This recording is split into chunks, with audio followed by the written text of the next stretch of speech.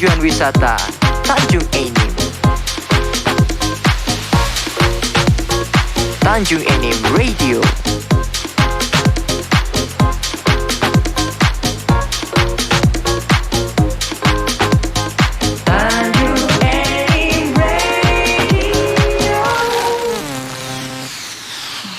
Para kaca Tanjung Enim Radio, selamat sore untuk Anda yang baru bergabung di Tanjung Enim Radio ID, dan terima kasih untuk Anda yang sudah sejak tadi bergabung di Facebook Tanjung Enim Radio. Kami hari ini live streaming di Facebook Tanjung Enim Radio. Kita kembali ke Pak Gusti dan Ibu Hasanah dari MAN 1 Muara Enim. Ibu Hasanah, tadi kan kita masih bicara soal daring ya. Dalam rangka kegiatan belajar mengajar seirama dengan pandemi ini. Kan tentunya dari sekian ratus murid, kita tidak mungkin menyampaikan satu persatu baik melalui telepon ataupun WhatsApp ya. Nah, antisipasi untuk menyampaikan mungkin ada PR atau kegiatan apa yang harus diketahui murid seperti apa sih? Ya, walaupun kita dalam kondisi daring kemarin, kita menggunakan suatu aplikasi dalam penyampaian materi. Jadi siswa tidak perlu dia datang per kelompok atau seorangan ke sekolah untuk menemui gurunya. Tapi kita punya ada aplikasi mengenai classroom dan juga ada juga e-learning. Jadi kita menggunakan dua aplikasi. Tapi yang kita gunakan itu adalah yang classroom. Classroom ya. Jadi classroom itu semua siswa itu bisa langsung ikut dalam proses pembelajaran. Ya? Wajib Pak, wajib semuanya ikut, dan mereka semuanya harus mendapatkan materi yang memang sesuai dengan kondisi normal. Kondisi normal ya. Jadi walaupun dalam keadaan daring, tapi tetap seperti kondisi normal ya.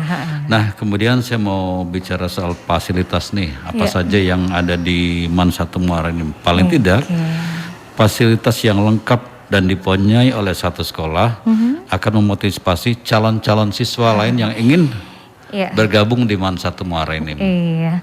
Ya jelas ya, kalau mengenai bangunan ya Pak, untuk ruang-ruang kelas itu pasti ada Pak ya, untuk ruang kelas, ruang kepala sekolah, ruang TU, ruang guru itu pasti.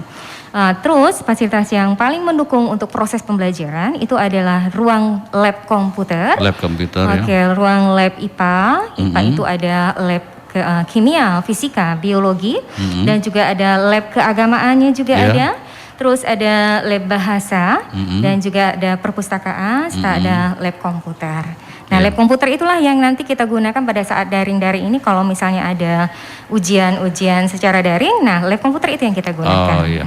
Dan mengenai perpustakaan nih, pernah nggak nih dari MAN sendiri mendapat predikat paling tidak untuk kategori masing-masing sekolah yang ada di Muara Enim, atau pernah mewakili Muara Enim nih? Kalau pernah masing, Pak Gusti mungkin bisa menjelaskan, atau mungkin pernah ikut lomba namun keberuntungan belum sampai ke situ barangkali. Ya, terima kasih Pak Edi. Mengenai perpustakaannya itu berkaitan dengan literasi tentunya ya kan. Saya kan baru Pak ya, tapi bukan berarti saya baru tidak menggali dan tidak mendalami apa yang sebenarnya ada di MAN ini. Saya selaku humas tentunya ingin mencari-cari prestasi apa saja yang ada di MAN. Dan kebenaran saya menemukan prestasi yang diraih oleh perpustakaan, yaitu dalam rangka lomba perpustakaan daerah. Yang itu dalam hal itu diikuti oleh seluruh perpustakaan yang ada di Kabupaten Muara Enim, yang diadakan oleh Pemda Kabupaten Muara Enim pada tahun kurang lebih tahun 2015. 2015 ya. 2014-2015 Pak. Kategori apa waktu itu? Kategori literasi Pak. Literasi dalam naungan perpustakaan sekolah seperti itu. Dan alhamdulillah kalau tidak salah kita mendapat juara 3. Alhamdulillah, wasyukurillah ya, dari sekian puluh sekolah yang ada ya. Iya benar sekali. Dan nah gimana sih dari pihak perpustakaan sendiri mengolah, mendata, mengarsipkan sehingga memancing para siswa itu untuk eksis dalam proses belajar mengajar menggunakan fasilitas dari perpustakaan itu?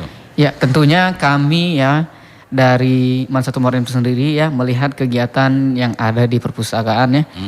Di situ salah satu untuk membangkitkan gairah ya para siswa-siswi untuk menuju perpustakaan membaca. Sampai saat ini ya kami mengadakan lomba membaca. Lomba membaca, Jadi ya? lomba membaca itu bukan berarti kita duduk tapi membaca sambil lomba, bukan Pak. Bukan ya? Tapi di situ kita ada buku yang namanya buku pengunjung untuk ya? perpustakaan itu sendiri ya. Iya. Jadi dalam buku pengunjung itu nanti diisi. Anak tersebut mengisi, bukan sekedar mengisi, tapi memang benar-benar membaca buku apa yang ada di dalam perpustakaan itu sendiri. Setiap semester ya, 1 semester sekali kami adakan pembaca terbaik, pembaca terpopuler, dan pembaca setia. Iya. Jadi dari 3 itulah mereka berlomba-lomba, walaupun terkadang hanya selisih 1 mengisi daftar saja, itu kadang kami masih memberikan penilaian terhadap mereka, karena kami menimbang ya mereka itu tidak terlalu jauh antara jarak dia membaca. Terus dalam konsep pembukuan ya kata Bapak tadi, dalam perpustakaannya ya, itu mungkin kita lebih ke perpustakaan ya sebenarnya, tapi yang saya tahu sedikitnya buku itu didata dari tahun ke tahun. Batasnya adalah 10 tahun sekali kita ganti ya kan.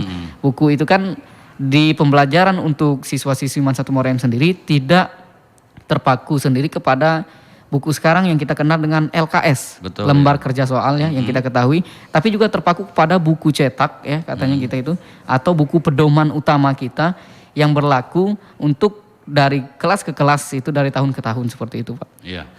Nah untuk koleksi buku itu sendiri ya, cara mendapatkannya seperti apa? Apakah para siswa yang akan meninggalkan MAN dalam tanda kutip selesai sekolah memberikan kenangan untuk buku, atau dari pihak sekolah membeli, atau ada semacam donatur buku?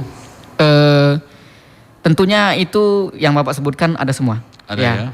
Mulai dari siswa kita tidak ada paksaan, ya kan? Tapi siapa yang mau ya.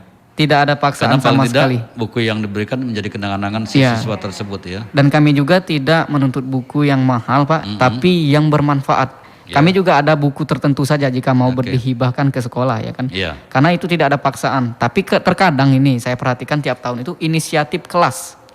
Inisiatif kelas jika tamat kami ingin memberikan kenang-kenangan yang bermanfaat, yang berbentuk ilmu jariah seperti itu. Makanya mereka berpikir bertanya ke kakak-kakak yang sudah tamat, bahwasanya buku. Jadi dari tahun ke tahun ada buku, kan? Beda dengan perpisahan ada. Karena ya kan. Dengan buku seperti kita itu bisa melihat dunia ya.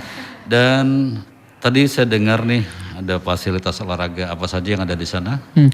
Tentunya fasilitas olahraga itu lengkap. Mulai dari bola voli saja sudah puluhan, ya kan, bola futsal saja banyak, basket bahkan tambah banyak Pak. Dan ada juga bulu tangkis ya, badminton ya. Dan ada juga di situ fasilitas olahraganya kita lengkapi dengan pakaian anak-anak kesenian, yaitu anak-anak tari, anak-anak lab ya kan, anak-anak Marawi Study ya, itu di situ lengkap di semuanya di situ Pak. Dan juga tadi saya dengar ada jurnalis ya, saya sangat tertarik. Nanti kita tanyakan lagi, tapi kita masih akan ngulik tentang olahraga. Prestasi yang membanggakan untuk MAN sendiri dari para siswa itu olahraga apa saja, dan kalau masih ingat kapan itu? Waktu itu saya baru masuk tahun 2017 Pak. Saya ingat betul itu. Tahun 2017 saya masuk ikut poli juga. Walaupun saya sempat mengundurkan diri, tapi saya sempat mengikuti lomba dalam olahraga tersebut Pak ya. Tapi sebagai cadangan Pak. Tapi senior-senior saya yang ikut lomba. Saya juga dulu bola kaki di sekolah cadangan terus. Tapi tim kami berhasil terus. Iya, timnya ya Pak ya. Artinya, bukan kitanya. Tim itu tidak harus selalu yang main, cadangan pun memberikan support ya. Saya lanjut Pak ya.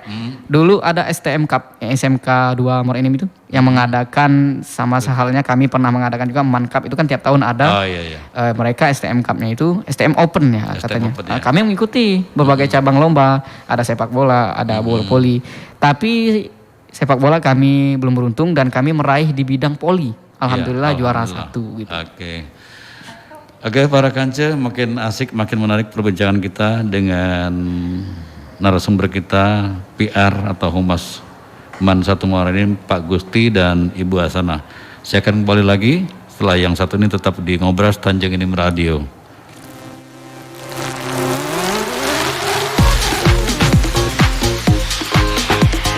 Tanjung Enim Radio,